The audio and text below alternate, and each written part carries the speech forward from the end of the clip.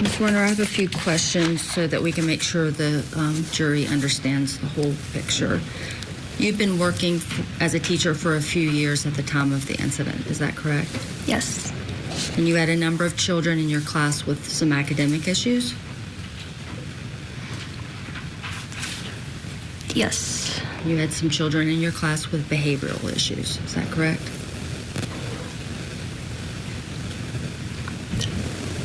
I faintly remember. And when you were dealing with student misbehavior, you would start by talking with the student, is that correct?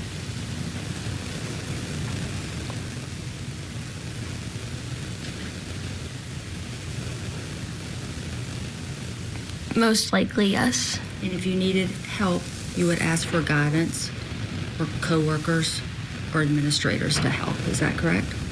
Yes. You would go to Dr. Parker at times, correct? At times. You would email her, true? Yes. You'd walk in her office. Yes. And if necessary, we'd get the guidance counselor to take the student to Dr. Parker's office. At times. And Ms. West was another first grade teacher. She was across the hall from you, correct? Mm-hmm. She was. Lead first grade teacher. Sometimes go over there if you needed to speak with her. Mm-hmm. You had a phone in your room? Mm-hmm. Yes. And you could call a parent on the phone in your room? I don't think I've called a parent during the day. But you could if you needed to. Yes. Yes, I had a classroom phone. And you could call the office. Yes. Mr. Coleman, can you please show to the witness and counsel Exhibit 90A? Yes, sorry, Defense 90A. That is plaintiff's 90A, is that correct? Yes. All right. No. She said defense 98 to me and then plaintiff to you, so I just want the record to be clear. Oh, Defense 90A. All right. Is that in evidence? Not yet. Okay. Ms. Zwerner, I'll give you a minute to look at this document.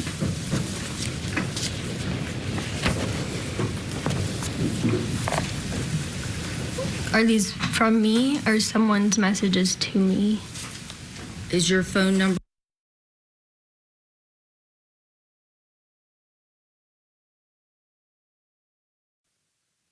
Yes. So they're from me? That's a text from you. Okay. Yes. Have you had a chance to look at the? Yes, I read them. Is that a text you sent on October 15, 2021? If that's what it's stated, yes. And you sent it to Rosalie List? Yes. And Ms. List taught with you at Richneck, correct? Yes. Was she another first grade teacher? Yes. Your Honor, I move to admit Defense Exhibit 90A and publish to the jury. Any objection? Your Honor, I would just object. I don't see how it's relevant. This is from October 2021. And it's not regarding JT or the year that this happened or the date of the event. Yeah, how is this relevant? It's relevant. If the court will let me explore with her, we can sidebar and I can tell you, but I don't want to obviously do that before I question her about it. I need you to state why you believe it's relevant. The text is a text about evacuating the classroom when she felt that she was in danger, that she had done that before. That's quite what it says, but you can read it, Your Honor.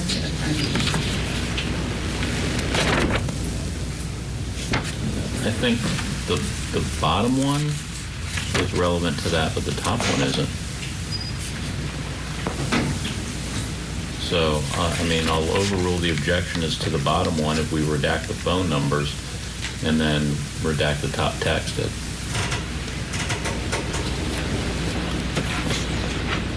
Then, Your Honor, just pending whatever ruling you make, can we ensure that this remains published only to the witness because it does have private phone?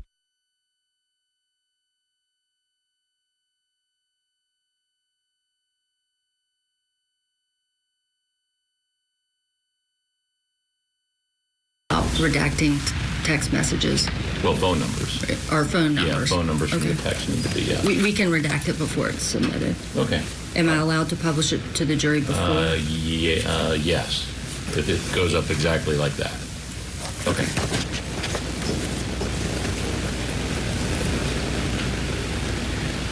Ms. Werner, do you recall an incident the year prior with a student named Q?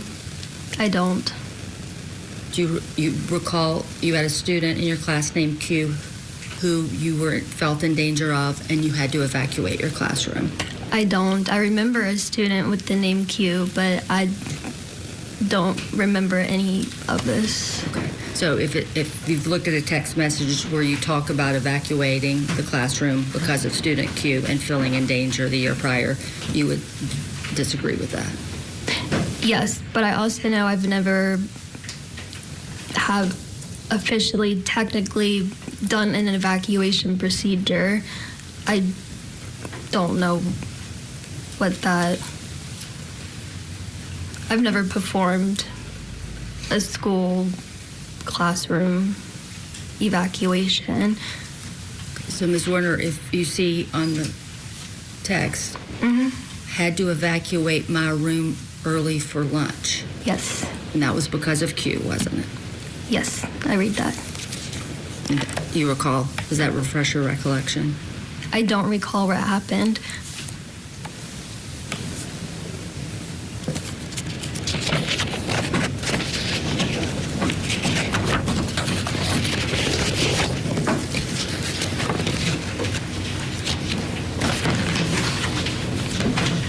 Mr. Coleman, can you publish to the witness and counsel Defense Exhibit 91D?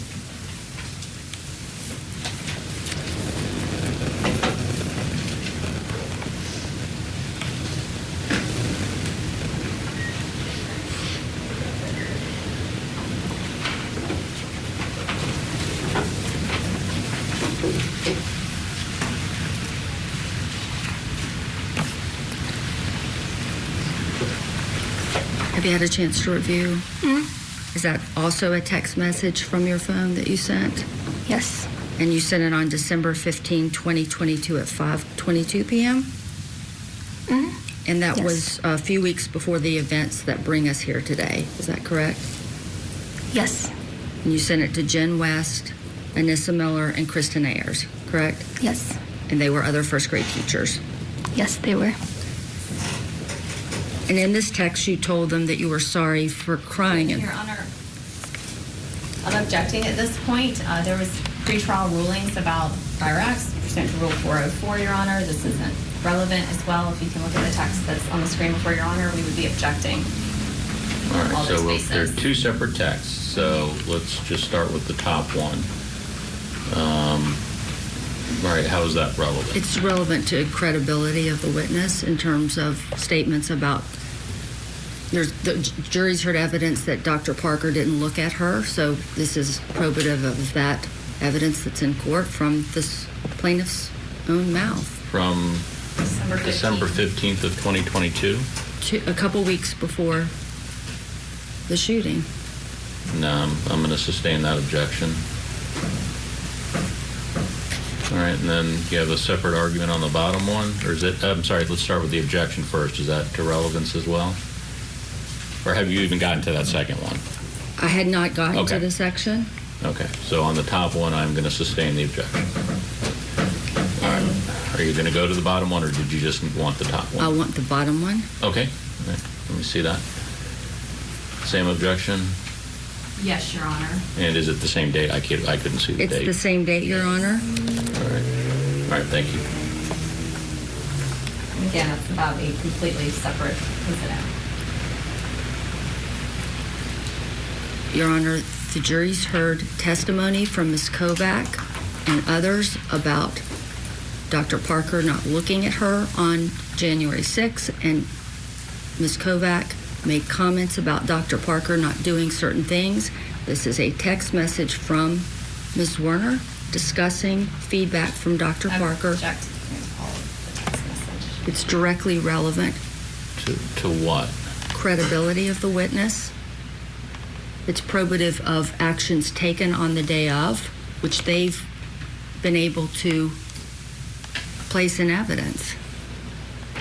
No, I'm going to sustain the objection. It's not relevant. This is on December the 15th. Thank you, Your Honor. All right.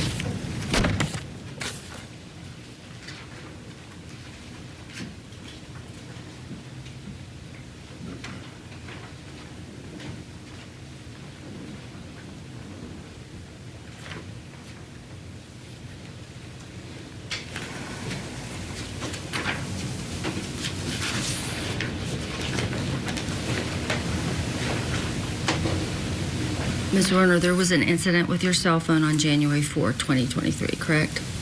Yes. And it involved the student JT, correct? Yes. And he threw your phone in the classroom? He slammed my phone to the ground. And it broke the screen protector. Yes. When he did that, you took him by the hand, correct? Yes. And you removed him from the classroom. Yes, I brought him to Miss West's classroom across the hall. And you asked her to call guidance, correct? Call for, yes. And Mr. Rawls came? I asked her to call for help on her walkie-talkie, and Mr. Rawls and Miss Palladini came. Okay, so Ms. West could call for help on the walkie-talkie. Yes, she had a walkie-talkie. I did not. Okay. And Mr. Rawls came? Yes. And he removed JT from the classroom? Yes. And he was suspended for 1 day for that, correct? Yes. And he returned to school on January 6th? Yes. His mother brought him into class? Yes. And she apologized for what JT did? Yes, he did as well. He did as well? Yes. And he offered to pay for the screen protector? Yes. Casual conversation. You did not notice anything off about JT when he first arrived at school on January 6th? I did not. Now, your class went to lunch around 11:15 to 11:45, is that correct? Yes. And we've heard about an incident with JT in the lunchroom, and you personally went to Dr. Parker about this incident, correct? Yes. And to be clear, when you went to Dr. Parker about this incident, you did not report to her anything about JT having a weapon. No. So you went back to your class. Hitting the pause button right there as we head to break. You're not going to miss anything, but I just wanted to get your thoughts on her testimony so far. And that was kind of an interesting... The defense is tiptoeing around. They don't want to appear to be victim blaming, it seems, but that's what they're getting to. You had a personal responsibility here as well, so we're going to see how that all plays out. Don't go anywhere.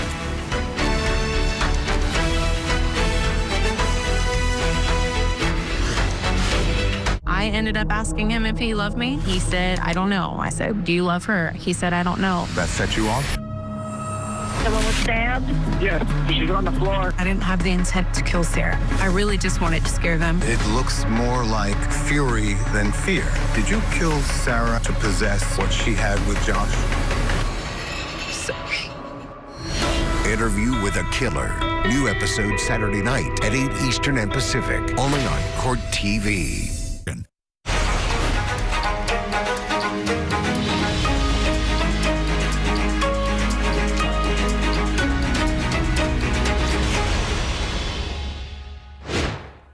So tell the jury, when on that day did you first hear about JT might have a gun?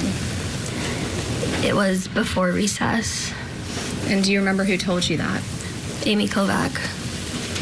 And when Amy Kovac told you that, why did you not go to Dr. Parker?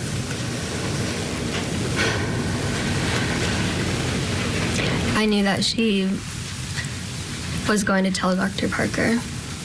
Did Amy tell you she was going to tell Dr. Parker? Yes, she told me that she was going to tell Dr. Parker.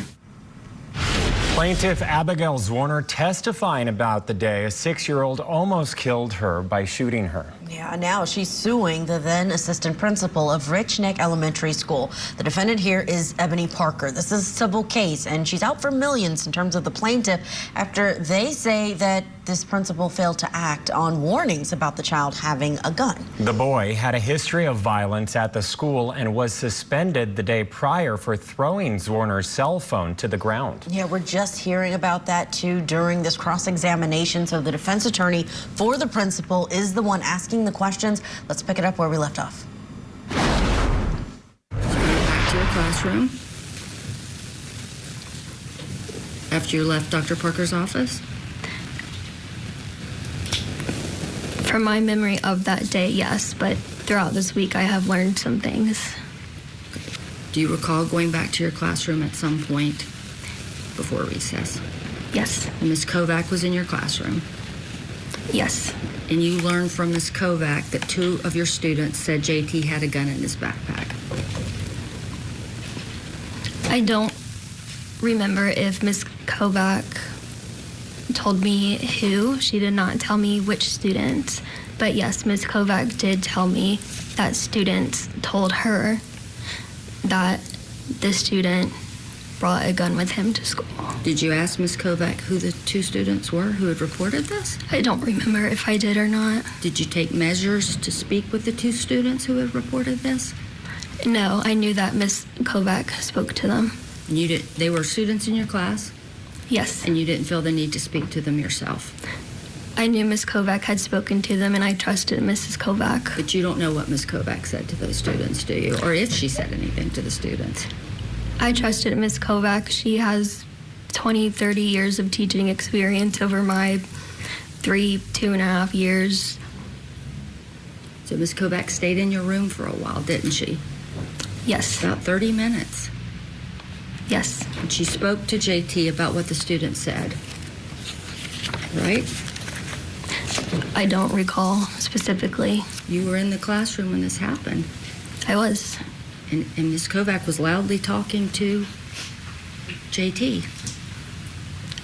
I could not hear what she was saying.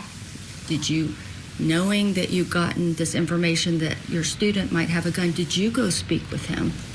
I did not. Ms. Kovac was with him. Did you, Ms. Kovac was in your classroom? So you had coverage in your classroom? Because Ms. Kovac was in there and she had 20 to 30 years of experience, right?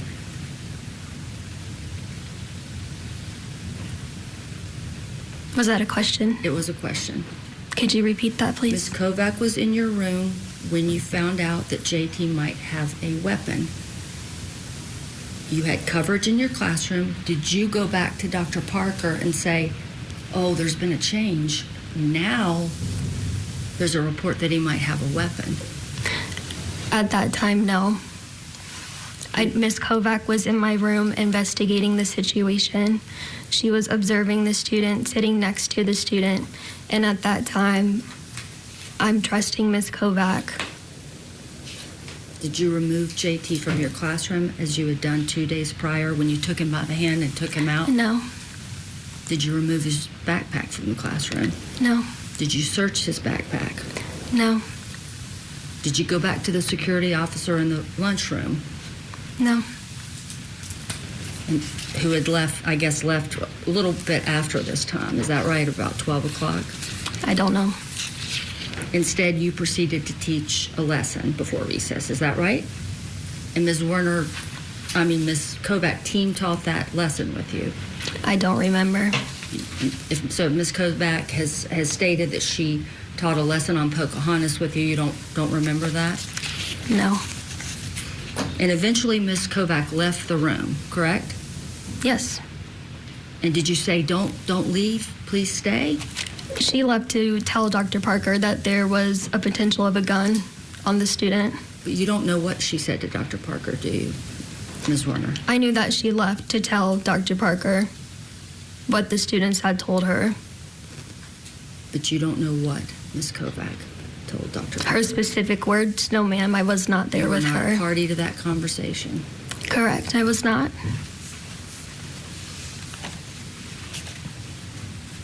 And when she left, did you ask her to stay or to remove him from the room or to remove his backpack from the room? No. Now, we've heard that you saw JT go to his backpack at some time before recess. And did you go personally convey this information to Dr. Parker? I texted Ms. Kovac. My question is different. Did you seek measures? Did you yourself convey this information to Dr. Parker? No. So you took your class to the playground, correct? Yes. And you were out on the playground with 2 other first grade classes and teachers? Yes. Jen West and Kristen Ayers? Yes. Ms. West, she's the one with the walkie, right? Yes. When you got out there, did you tell Ms. West, get on the walkie, we've got a student who might have a weapon? I don't remember. You don't remember? No, ma'am. So you shared with Ms. West and Ms. Ayers what you had learned about JT, correct? Yes. And you observed him on the playground? Yes.